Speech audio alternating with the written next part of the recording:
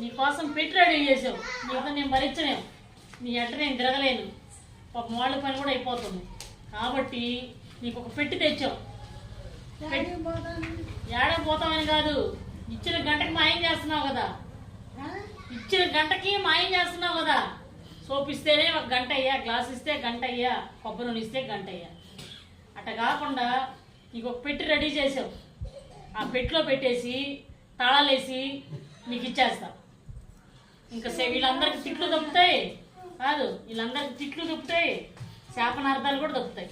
రోజు మొత్తంలో నువ్వు తిట్టకుండా ఎన్ని గంటలకు కూర్చోగలవు? ఎవరైనప్పుడు తప్పనేచ్చి ప్రతి ఒక్కరిని తిడతానే ఉంటున్నావు. 3 నిమిషాలు ఇప్పుడు చాలా ఇబ్బంది పెడుతున్నావు, పొద్దాకి ఎత్తుకోవాల్సి వస్తుంది నీ అన్ని. కాబట్టి నీకు ఒక పెట్టి రెడీ చేశా. నీకు సంబంధించింది ప్లేటు, గ్లాసు, కప్పు నూనె, సోప్స్, నీ బట్టలు అన్నీ కూడా ఈ పెట్టిలో పెట్టిస్తా.